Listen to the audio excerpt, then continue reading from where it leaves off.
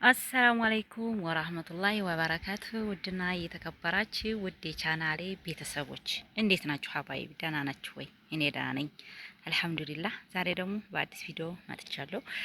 ትላንትና ቪዲዮ ሰርቼላችሁ ነበረ።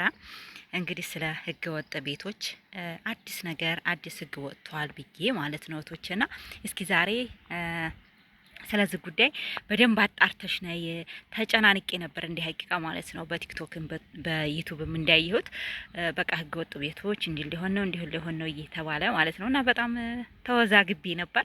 ያንን የተጨናነቅኩበትን ነበረ ትነግራችሁ የቆየሁት ማለት ነው። እና እንግዲህ ዛሬ በይጠይባዬ አጣርተሽ ነይ ቶሎ ምናምን ብላችሁ ነበርና ላጣራ ብዬ መጥቼ አለሁ ማለት ነው። ዛሬ አጣርቻለሁኝ። ይሄ እንግዲህ ቦራ ሜዳ ነው። ቦራ ሜዳ የድሮ ምሬት ነው። ምሬት ያልሆነ ቤትና ምሪት የሆነ ቤት በነገራችን ላይ ያሳውቃል ማለት ነው እህቶችና እንግዲህ ምሪት ያልሆነ ቤት እንግዲህ እንደምታዩት ህገወጥ ቤት ወይም ደግሞ ምንድነው የሚባለው የጨረቃ ቤት ማለት ነው።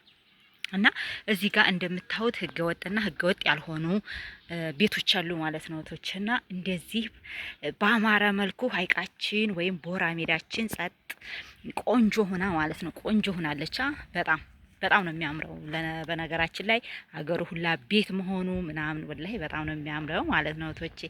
አያምርም ግን ቦራ ሜዳ ይሄ ትናዲግ እንግዲህ እዚህ የነበረ ፍየል እንዴት ነው? ፍየል ሳይሆን በግና ከብት ነበር ይሄ ማርቢያ ማለት ነውና አሁን ላይ ደግሞ ተመልከቱ እንግዲህ ህገወጥ ቤቶች እንደዚህ ናቸው ማለት ነው። እንግዲህ ህጋቸውን ወይም እንትናቸውን ደንባቸውን ጠብቀው ያልተሰሩ እንደፈለጉ ወደ ላይ እየሆኑ ህግ ባልፈቀደው መልኩ ተቀምጠን እዚህ ጋር ማለት ነው። እና ለነዚህ ነው እንግዲህ ህግ ወጣ የተባለው እህቶች። እና ባዶ ቦታ ደግሞ ያላችሁ ልጆች አላችሁ፣ የባዶ ቦታውንም እነግራችኋለሁ ማለት ነው። እስኪ እስካሁን ላይክ ታላረጋችሁ ላይክ አድርጉኝ ቪዲዮ የእህቶቼ።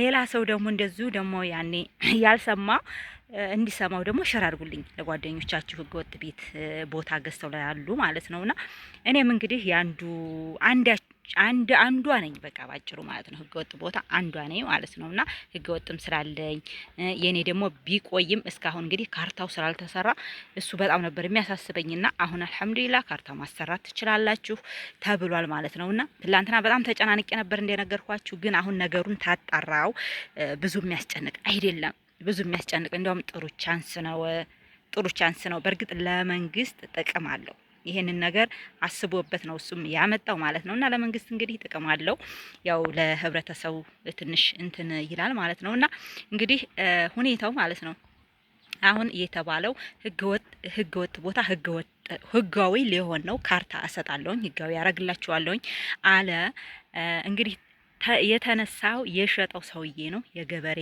አረንጓዴ ደብተር የያዘው እሱ ነው። አሁን እንግዲህ እስካሁን ድረስ ይሄ ቦታ እኛ እየተጠቀምንበት ገዝተነው ደግሞ ለሌላ ሰው ቆርሰን ሽጠን ለራሳችን ግማሹ ላይ ደግሞ ሌላው ሰው ደግሞ እንደዚሁ ደግሞ የራሱ የሆነ ተቀምጦበት እንደገና ሽጦ የሚሄደ ሰው አለ።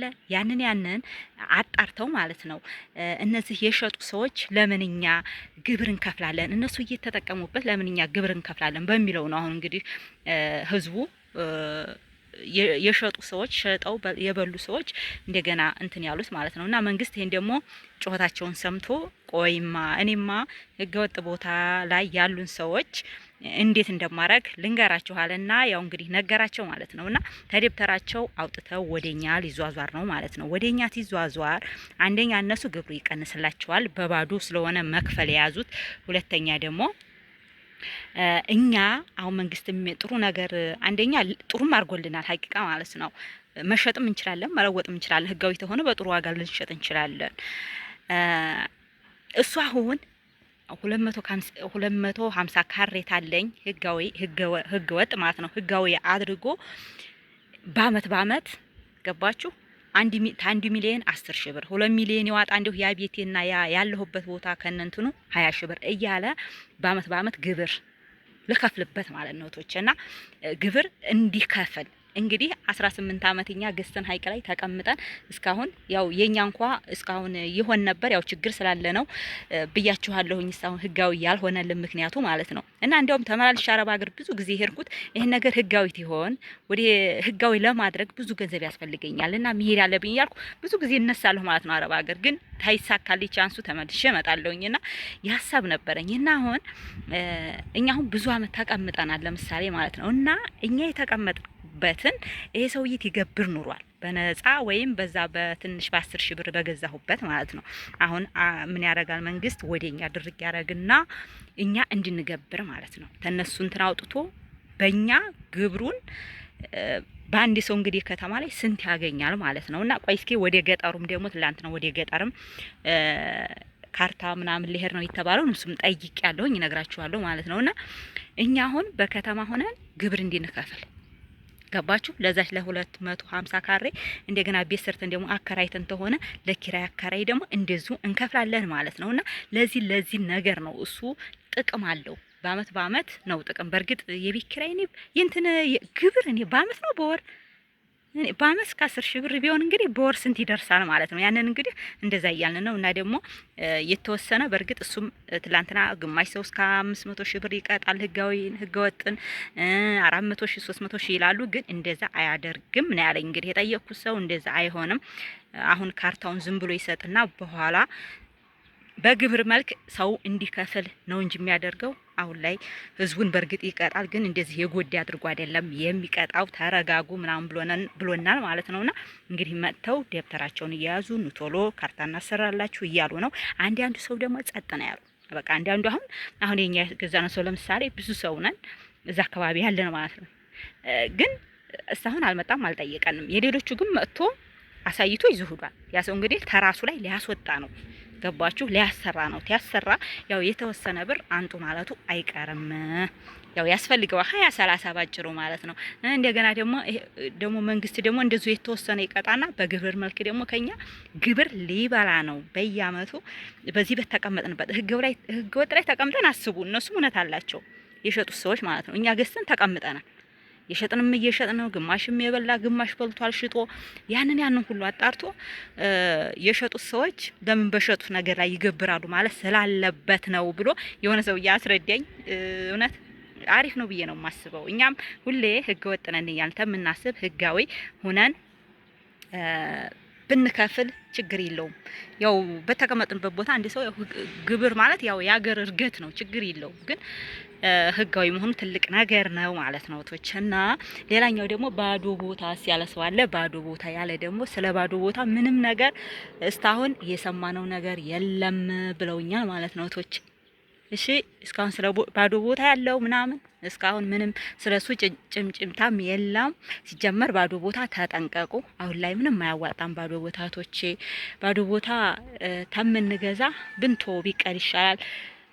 ሲጀመር አሁን ላይ በርግጥ ሰው እየተማረ እያወቀ ነው ብዙ ሰው ማለት ነውና ይሄንን ልበላችሁ ብዬ ነው። ሌላኛው ደግሞ ነግራችሁ ያልኳችሁ ምን ይሆን እሱን ነበረ ማለት ነው። ባዶ ቦታ ያላችሁ የባዶ ቦታ ስትሉ ነበር ኮሜንት ላይ ማለት ነው። እና የባዶ ቦታ ምንም ጭምጭምታ የለም እስካሁን ድረስ ነው ያሉኝ።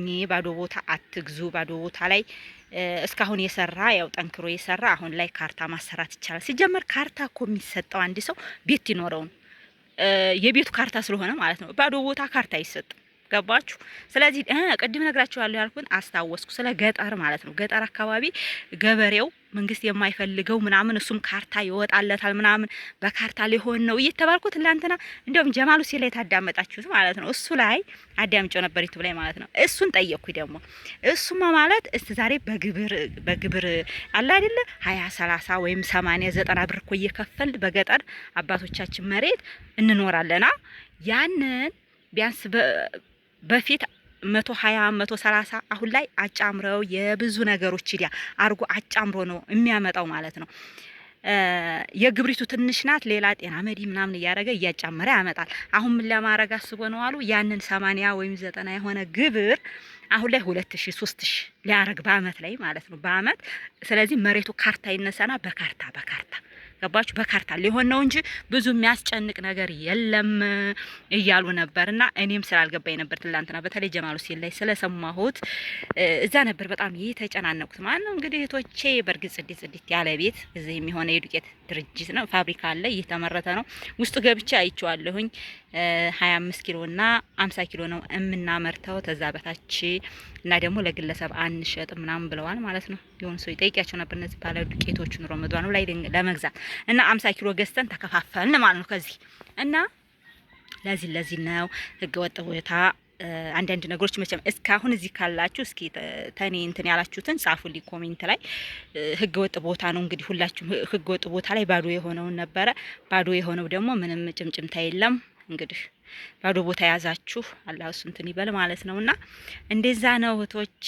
ይሄንን 3 መልእክት ነው መቼም የነገርኳችሁ 3 ነው ብዬ አስባለሁ። አዎ እኔም 3 ሀሳብ ነበር የጠየቁት። ሌላም ጠይቀሽ ነይ በዚህ ዙሪያ እምትሉ ከሆነ ጠይቄ እመጣለሁ። ኮሜንት ላይ አስቀምጡልኝ። ባዶ ቦታ እንደዚህ ነው ማለት ነው። ይሄ ባዶ ቦታ ምንም ካርታ አይሰራለትም ማለት ነው። ሲጀምር ካርታ መስራት ማለት ያኔ አሁን እኮ አይጣልና ማለት አይጣልና አይሆንና ካርታት ይነሳ የቤቱ አቀማመጥ ምናምን የሚያፈርስም ሰው እኮ አለ። ተዛው ተንትኑ አፍርሶ ማዟዟርም ይኖራል። ገባችሁ? አሁን ላይ ያለ ቦታው ተተቀመጥ ቤትን አፍርሰን ምናምን አርጉ ይባላል ማለት ነው። እንግዲህ አላህ ኸይሩን እሱ ይሻልን እህቶቼ።